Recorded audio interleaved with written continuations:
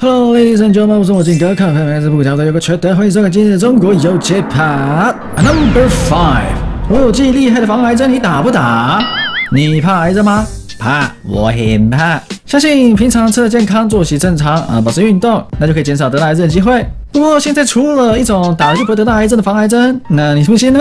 我不知道你信不信，但中国那边有一个大妈信了。这个大妈呢，在当地常常到新开的健康管理中心消费去里面按摩什么的，还跟里面的一个女性员工变成了好朋友。那这个好朋友呢，看大妈这么注重健康，所以就推荐她打了一支不会得到癌症的防癌针。哎呀，好厉害！这个听在大妈的耳朵里面，当然是眼睛一亮。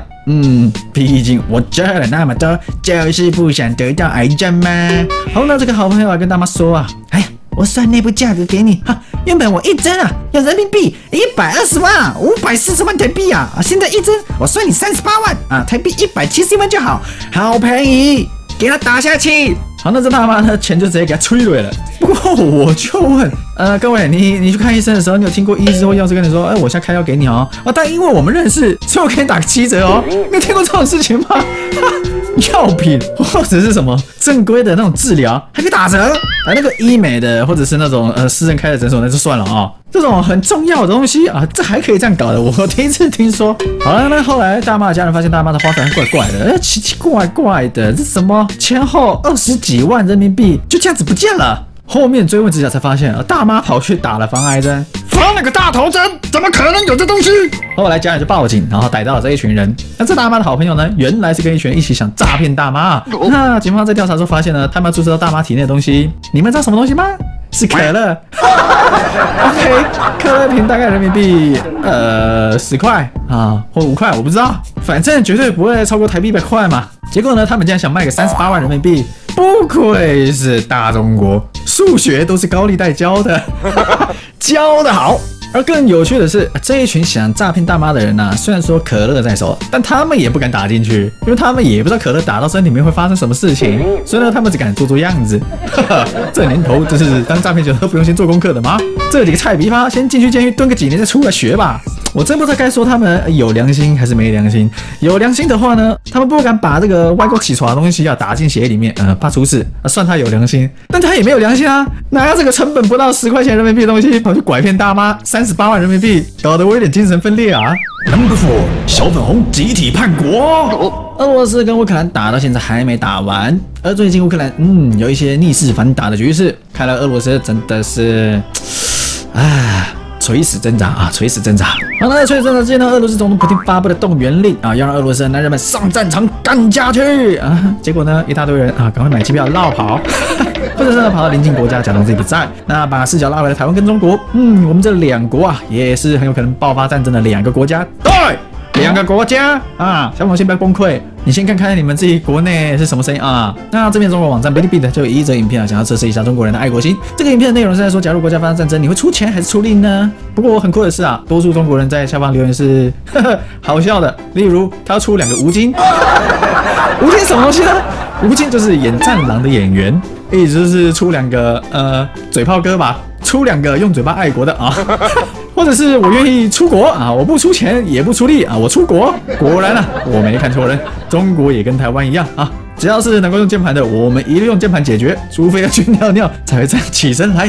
这部分呢，我倒是承认，我们台湾跟中国是蛮类似的毕竟我们双张院长在那边喊说拿扫把对战，但我个人预测，正式打仗起来的话呢，他也绝对是跑第一批的那一个政治人物啦。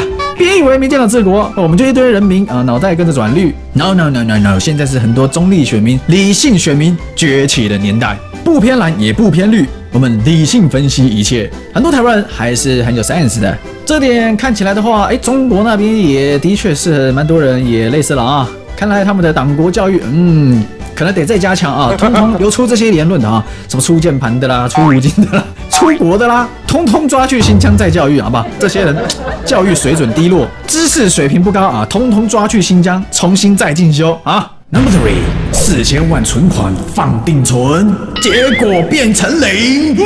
哎呀，中国的各地区的那种地方银行接连出事。在台湾的我们，你有办法想象什么中国信托、玉山银行变成诈骗集团吗 ？No， 我不能想象。但是在中国那边，哦哟，他们的人民应该是不只可以想象，而且呢，这还是事实。在中国那边有一位女子非常擅长做生意啊，所以就存了钱。不过呢，或许是不会投资，所以选择将钱放在银行。那要放呢，我当然是放利率高一点的地方。而她这种呢，应该算是大户哈，因为她一直存了1000万人民币的定存。不过没有多久，她就发现自己的钱遭到冻结。可用资金变成零，这可是大事。毕竟我连2000块被冻结都会不送了，何况它是1000万人民币。以汇率4.5来看的话呢，差不多台币是4500万。如果是你4500万被冻住了，你会有什么感想呢？你不会有感想，因为你没4500万。好，但是他就很慌嘛，他就赶快打电话问银行。那银行只是说他的存款被办理了质押贷款。这个质押贷款是什么东西？我相信蛮多小孩子不太知道的，但这个解释起来又要花一点时间。算了，反正这个小姐最后面临的局面就是，她得等到一段时间之后呢，才能够把钱领出来。那要等多久呢？要等到2099年。2099年，你在开什么国际玩笑吗？2099年我还活着吗？我辛苦赚了1000万人民币，然后没经过我同意，把我的钱借给其他人，然后我还要2099年才能拿。你们这银行是怎样？要他们拿出相关的当时的那些文件出来，也拿不出。他们呢也是再三的推脱。不就好险，被放贷的房产公司愿意把钱还给这个小姐。如果她也不还，这个小姐今天真的是叫天天不应，叫地地不灵，基本上只能投江自尽啦。这整件事情最可怕的地方就是在于，银行在完全没有经过女子同意情况下，就弄了质押担保的委托书，然而还真的把钱给借了出去了。哇，中国的接连银行大连分行真的是太大位，说借就借，有没有经过本人同意？管他！那我这银行什么时候把钱还给这个小姐呢？我们就设定一个2099年好了。当她死前都领不到钱，我们这笔钱就不用还了，是吧？我严重怀疑这个银行的负责人可能是习大大的亲戚啊，毕竟当初是我的就我的，毫无讨价还价的余地。他可能这个习惯还没改过来所以才会一时做了这样的事情大家要见谅。Number 2， 打呼太大声，被室友连人带床抬出去，这个太扯了。有念书、有睡过宿舍的人，或者当过兵、睡过大通铺的人，应该都会知道，有些人的睡觉习惯了真他妈可怕。睡觉时打呼或者磨牙，根本就是对隔壁邻兵隔壁同学的一个精神魔法加上物理伤害性的打击。中国呢就有这样的打呼狂人，打呼不用钱，越打越大声，非常爽的那一种。那他的室友们完全扛不住这种物理攻击附带魔法伤害的威力，完全无法睡觉，所以呢他们就决定直接把他给搬出去，弄他一下。哇，这家伙呢更厉害他不止打呼功力了得，连沉睡的功力都是1等1的高手。这内功之声后惊动万教，轰动武林。抬出去的过程，就算行李箱压上去了也没反应。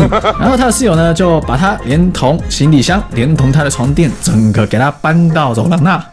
而且他还继续睡，直到有同学经过把他叫醒，他才发现，我怎么不是睡在我的房间？那后来他走回他房间结果还被传出来。那刚好呢有人录影，所以这一切才会流传到我们的网络上面来。看来这群室友是真的被惹到了。如果忍个1天还行，忍1个月硬了，超硬。我是说拳头的部分，大家都花钱来念书，他妈我都不能睡觉，搞事。不过呢，这个行为也是很多人觉得很过分啦，对怎么可以这样搞人家呢？不过这话要说回来，还真不知道是谁搞谁。假设他们是4人房，他一个搞3个，今天他们3个搞回去，好像有点刚好。不过其实啦，认真说起来，这比较有点像是 say 好的嘛，或者是恶作剧一下，不知道这到底是不是只是朋友间在嬉闹而已。希望后面他们还是可以好好相处谴责暴力，谴责暴力。我们要声明一下，谴责暴力。不过话说回来，白天努力念书，结果晚上还不能好好睡觉，那真的是比悲伤更悲伤的故事。要是我有人让我悲伤，我也要让他悲伤。没有啦，谴责暴力，谴责暴力。Number 1， 中国狂男在家 DIY。许多男人应该都有去除兄弟皮的经验。什么兄弟皮？老司机就懂好不好？你的小兄弟嘛天天都会见到的嘛好，那在去除兄弟皮的部分呢，基本上就挺简单的，反正就是去医院嘛，然后剩下交给医生嘛。对你来说没什么难的嘛。好啦，在中国这边有人啊觉得去医院还是太麻烦了，不如自己来。这家伙啊也真是异想天开，他想自己来动一个医院才能动的手术。